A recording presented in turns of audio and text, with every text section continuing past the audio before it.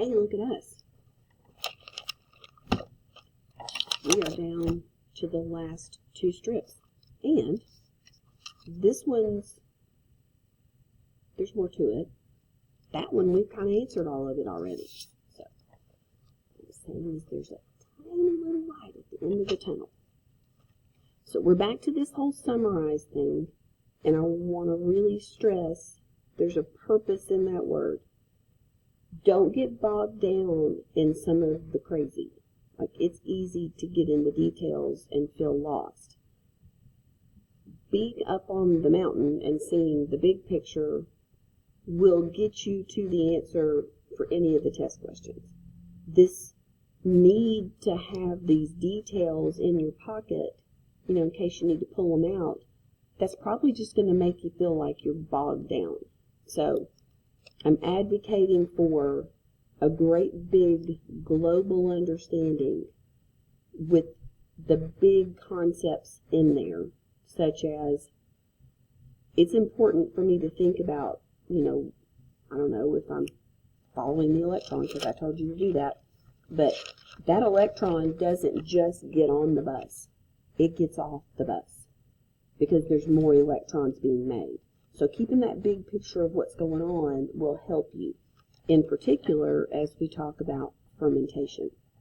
Now, it's funny because, you know, I've taught college before. Obviously, they're old enough to drink, so fermentation doesn't make them kind of go, oh, fermentation means alcohol.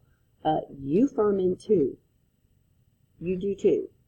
So we need to get out of our head that fermentation is just something that yeast does when we plug up a bottle and give it some sugar and we let it make alcohol. That's not truly what fermentation is. At least it's not a complete understanding. So we're going to write an official kind of like, let me clear up that misunderstanding for you statement. In your summary, include the consequences of what's going on, like what's the role of having oxygen or not having oxygen.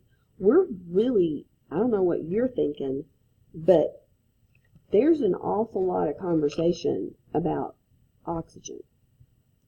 It is essential for us to understand the role of oxygen in all these processes, because its presence or absence determines what process you will go through.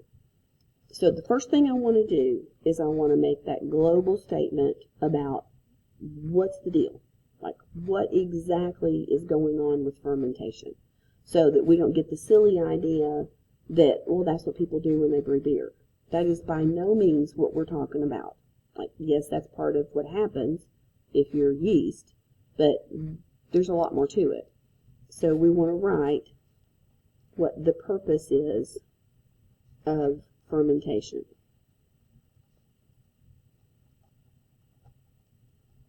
So the purpose of fermentation. I feel like I'm writing a letter advocating for the right to ferment as a human. I deserve the right to ferment. And here's why. The purpose of fermentation is to, this is the whole purpose of cellular respiration and the processes associated with it, period, is to make ATP to do cellular work. So, the purpose of fermentation is to get that ATP made, and we're going to go through the only process we have, because remember there's the steps, there's 4. There's glycolysis. This is a big part of the global understanding of knowing the way these work. Followed by, I think I'll circle those. Pyruvate oxidation. Oxidation being breaking bonds in pyruvate. The Krebs cycle, which is also called TCA, tricarboxylic acid cycle, citric acid cycle,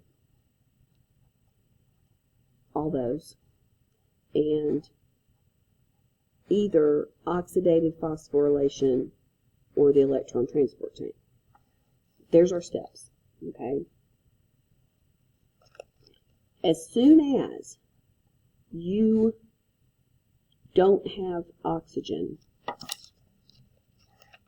those three are off the table. They require the presence of oxygen.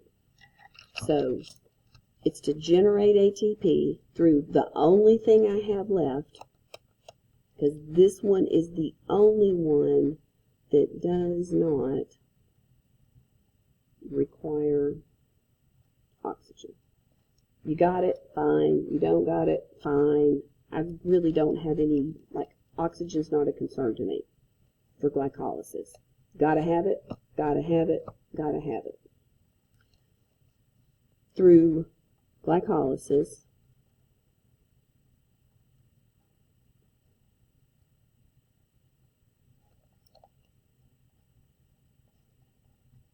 so when there's no oxygen present, so it's anaerobic conditions, and when there's no oxygen present, I'm just going to keep going here.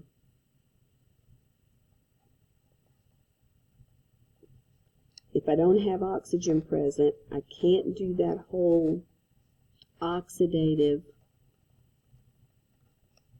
phosphorylation, which means using the electron transport chain with the understanding that this particular electron transport chain has oxygen as its final electron acceptor in order, so there's the oxygen requirement to make ATP.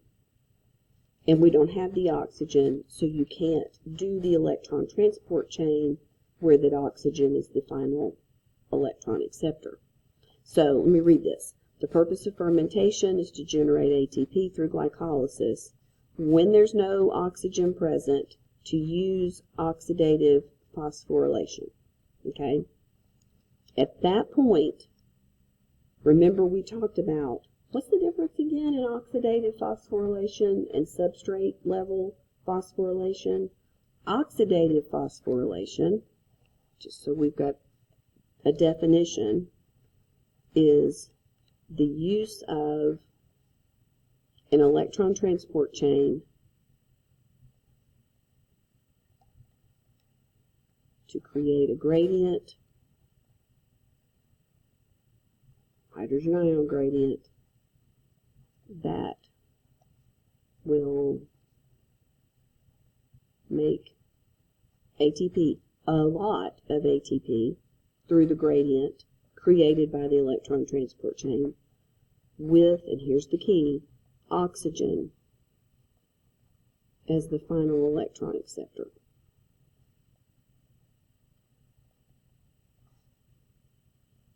Okay, so that creates a lot of ATP. So the next part that we're going to state is, if that's off the table, I can't do that. Well, I don't want the option to be, I don't get any ATP, that's death. So I'm going to do the only thing I have left, which is glycolysis.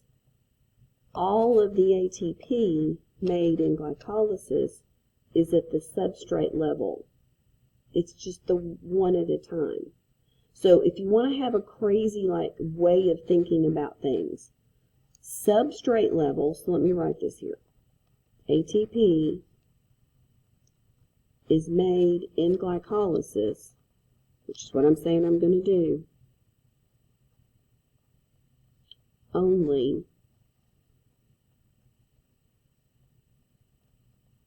by substrate level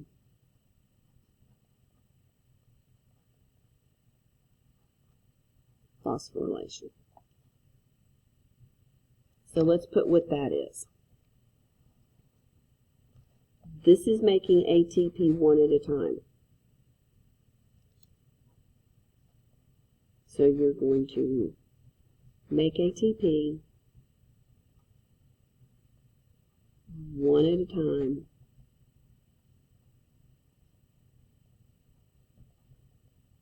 By coupling this movement of a phosphate group from a phosphorylated substrate over to ATP. So by coupling a removal of a phosphate group from a phosphorylated substrate, so you're dephosphorylating that substrate and you're moving that phosphate group to ADP to make ATP. So this makes very little ATP. So if you want to think about it like this, substrate level phosphorylation is like going to some artisan who's going to make you, because that's all he can do is make one at a time, let's say a guitar. Oxidative phosphorylation would be like going to the Yamaha factory and they're just cranking them out, boom, boom, boom, because they have a factory, they have a process, and they've got it where they can just click them out. As long as I have everything I need, all of the components, the factory's in place, boom, boom, boom, boom, boom, boom, boom, boom, boom, we can turn out a guitar one a minute. I'm making that up. Here, we're doing them one at a time. So there's a big difference in the scope. This is very small. This is what it takes to live. Like, this is the level of ATP making that allows eukaryotic multicellular organisms to have trillions of cells, which is us. You're not living on that. You're not living on that. However, it's better than dying. It's a process that we can fall back on in moments of oxygen debt. It's better than dying. Okay, so let's go back here. Summarize it. Here's what I said. I said, pretty much, when there's no oxygen and glycolysis no longer is number one of a 4-part process in cellular respiration, it is the Lone Ranger. We're going to call it by a different name, and it's fermentation. And we do it too. It just depends on what the final product is. So let's talk about the way this works. So when you don't have oxygen, so without oxygen, just to be clear, cellular respiration is going to stop at pyruvate, because that's the end of glycolysis. You go from a 6-carbon glucose, snap it in half, 2 3-carbon pyruvates, and then at that point, it becomes oxygen required to move on. So, to remind ourselves, okay, so if you stop at pyruvate, you're telling me you're not going to get 2, 3, and 4? Yes, that's what I said.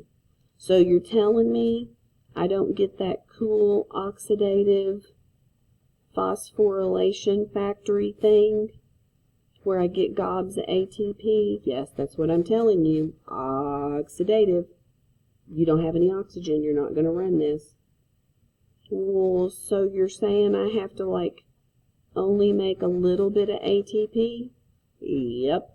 Because you're stuck with the substrate level phosphorylation. It's a long word. That's all you got. I mean, it's better than nothing. Here's the key. Well, wait a minute. Don't you make NAD, H as in full buses in glycolysis? Oh, I don't know. Let's go back and look. That's a good question. Okay, here's glycolysis. 6 carbons comes in through the GLUT1 receptor into the cell. We stuck a fork in it, called it ours, phosphorylated it, and then made it even more energetically unstable with another phosphate group, made it into 2 3-carbon molecules, fixed them into pyruvate, and then this pyruvate channel transport protein is gated. No oxygen, gate locked. So, how can I go in there? No oxygen. Well, wait a minute. Back it all up here. When you did this whole conversion of glyceraldehyde 3-phosphate, which is what G3P is, to pyruvate, you put some serial killers on a bus. Where are they going to go? Didn't you tell me that they go boop, boop, boop, and park here at the electron transport chain? It's closed because there's no oxygen. Krebs is closed. In fact, you're closed from pyruvate oxidation out. How am I going to get another empty bus? Because if glycolysis is working, you told me it was, I'm going to be creating high energy electrons that need to be passed to an electron carrier. How am I going to have any empty buses? That's the problem. That's the key. So here's your deal. You're going to need to figure out a way to empty the bus. So you need to regenerate, right?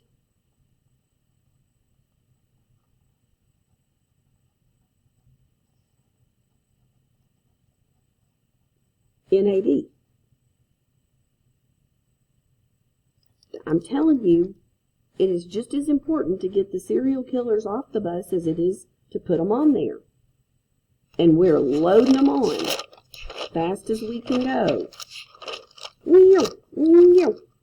Right here. That's done. That option's done. Where's this going to come from?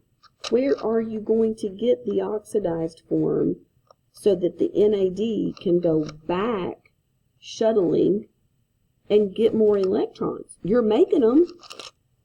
You better figure out something else that will take those electrons.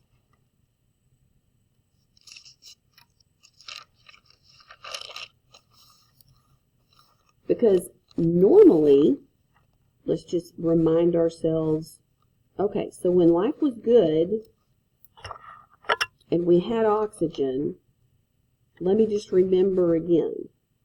So I get to go, the process, cellular respiration, goes all the way through oxidative phosphorylation, right? The electron transport chain with oxygen as the final electron acceptor to make gobs of ATP. Yeah, you keep talking about like that, that's the big good thing. That's not really the best news. The best news is this, that NADH and FADH too, but we're focusing on this one because it's part of glycolysis, it can drop off its electrons to regenerate the empty bus, NAD, so that it can go back and pick up electrons from where? Well, with oxygen, you're creating electrons. I told you, follow the electrons. in glycolysis, in pyruvate oxidation, in the Krebs cycle. Well, at that point, every bond in glucose is broken, you're done. You made it every step of the way. You created NAD. So honestly, the best part of oxygen being there is the electron transport chain is open and you can regenerate these empty buses. Yeah, you get a lot of ATP too, okay? But the empty buses are the big deal. So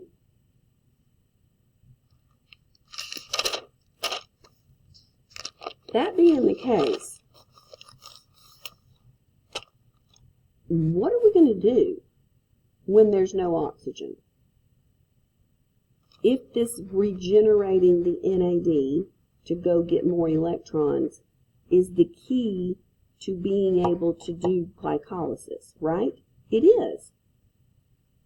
You have to have an electron carrier, which means it has to be the oxidized form of the NAD molecule. How are you going to do that? It's pretty cool the way it works. So here's how fermentation saves the day.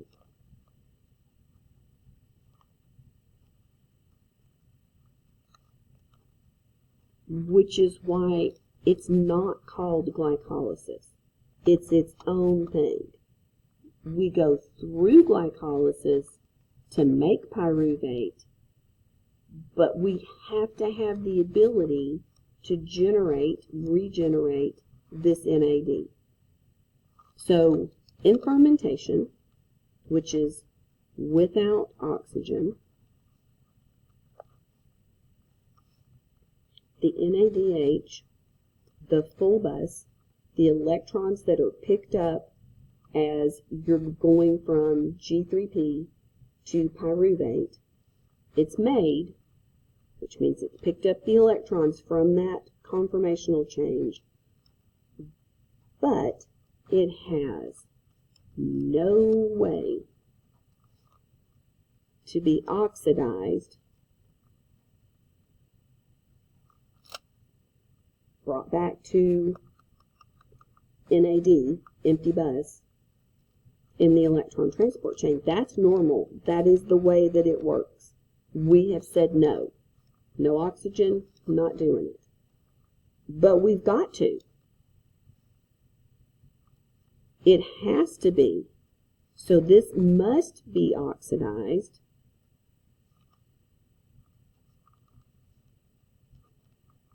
in order to regenerate this electron carrier NAD, or glycolysis, which is the only process we've got going, stops.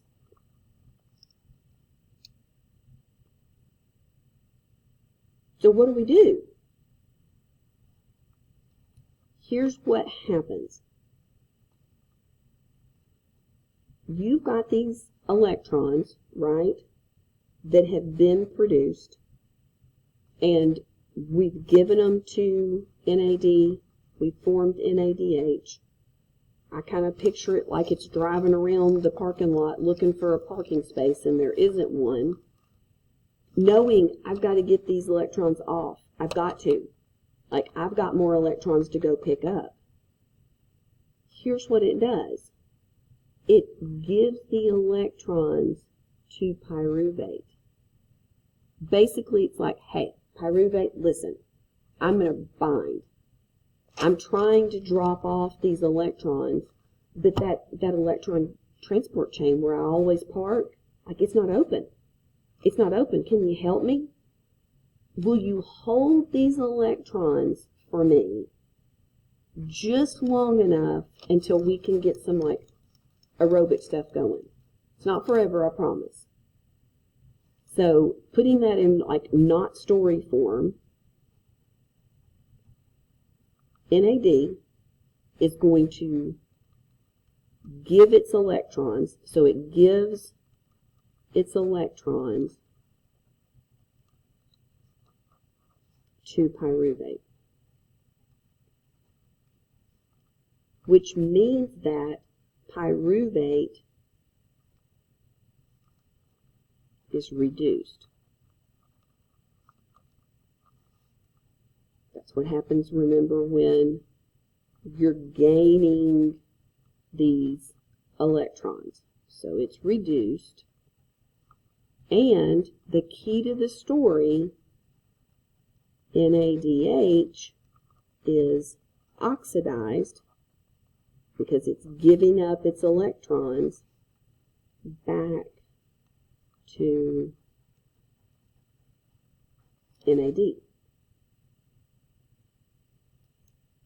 Winner, winner, chicken dinner. We just emptied the bus.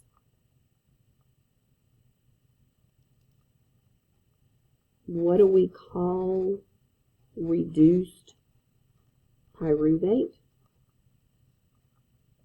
Well, it depends.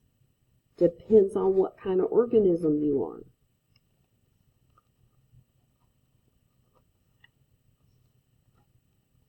It can be called lactate, which is lactic acid. That's us. Which lactic acid reduced pyruvate.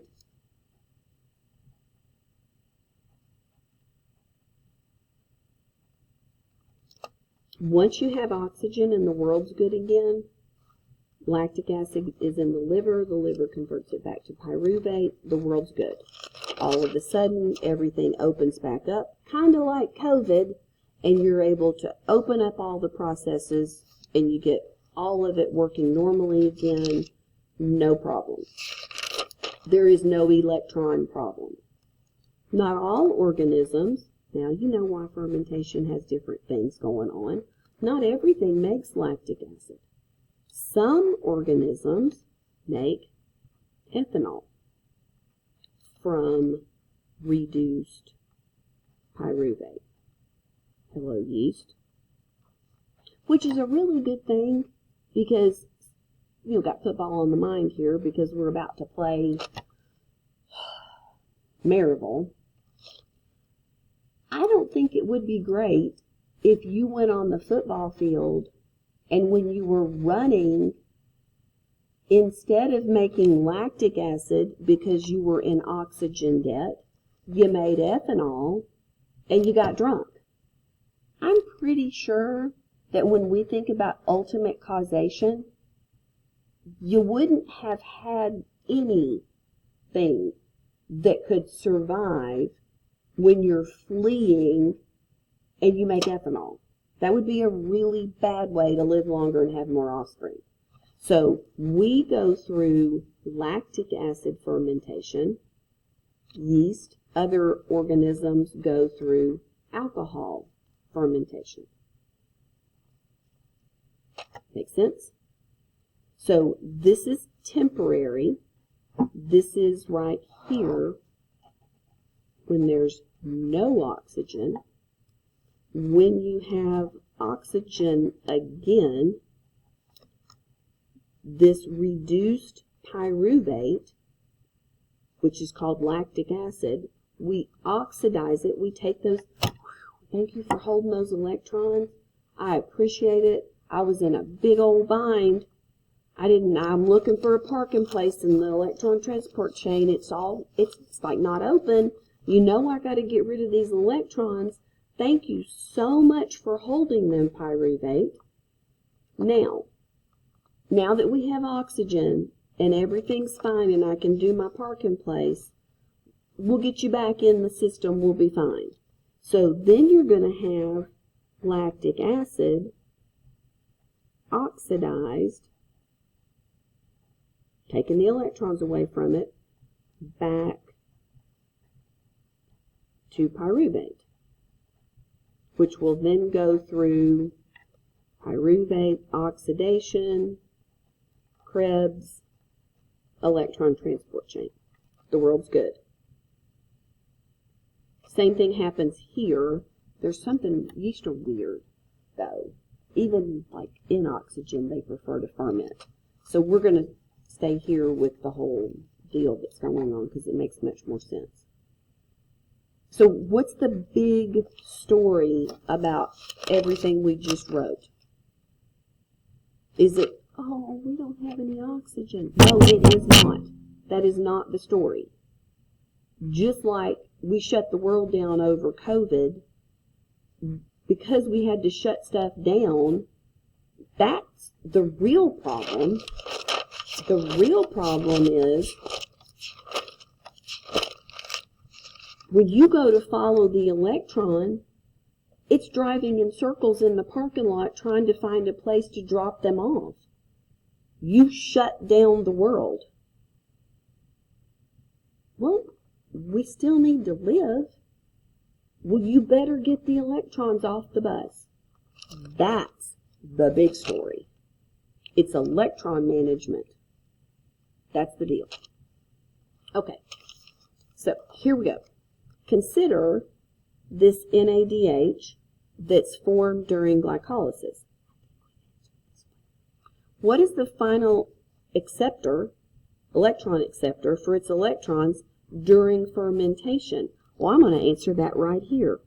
Pyruvate, my buddy, it saw I was in distress, I'm in ADH, driving all over the place. God, I got to get these electrons. I got places to go. Like, I got to go pick up more electrons and I got to get them off. My buddy Pyruvate picked them up and held them just for me for a little while. Became lactic acid. What's the final acceptor for its electrons during aerobic respiration? Oh, you mean when the world's normal?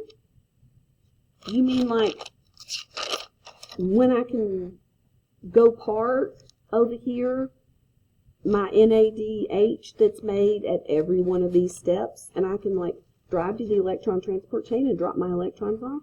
Yeah, that's what I'm talking about. That would be oxygen. There you go.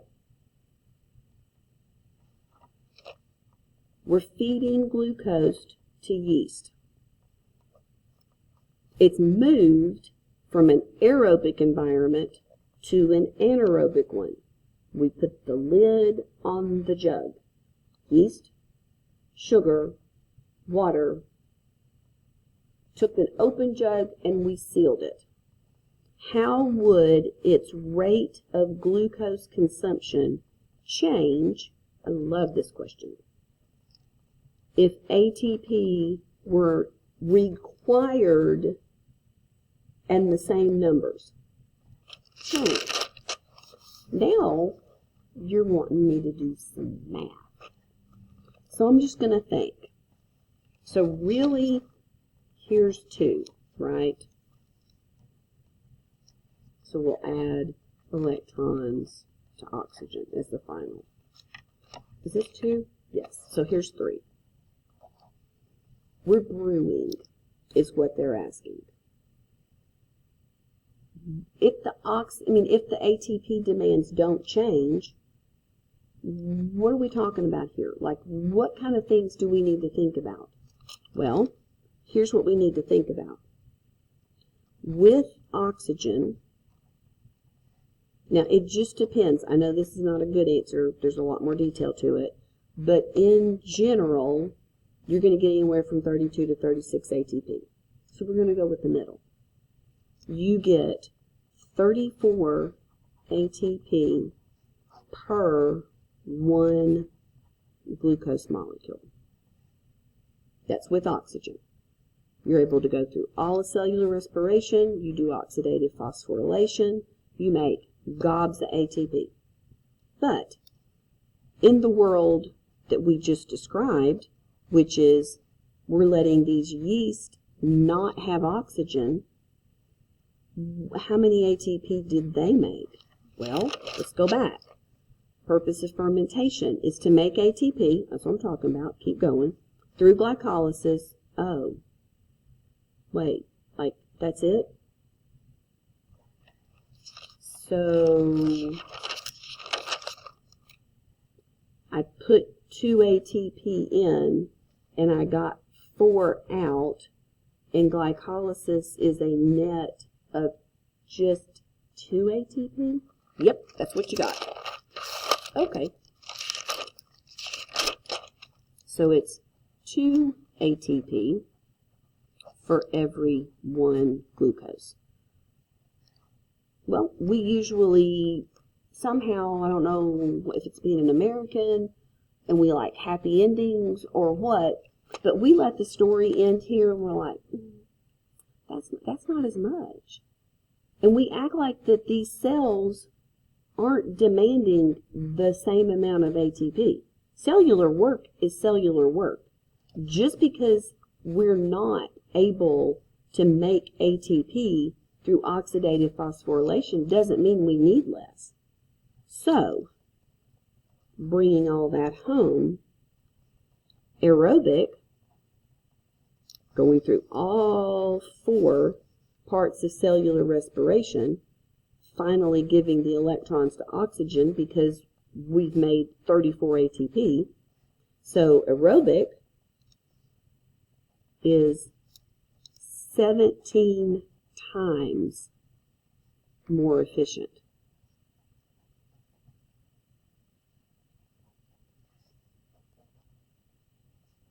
than fermentation. Okay? Still being an American, it's like, oh, go aerobic. You're the winner. You're 17 times better. We're not getting the answer. The answer is the yeast cell going, stop it. Where's my ATP? Like, I still need the same amount. So what you need is, so here's the big one. So it takes 17 times as much. There's where we're going.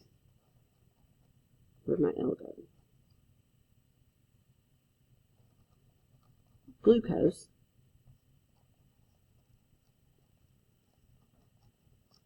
to make the same amount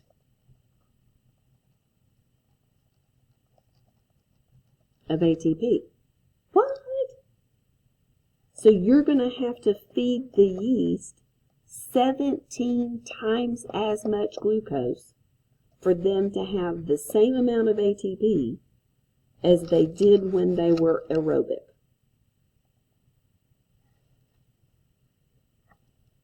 And you're going to have this buildup of lactic acid.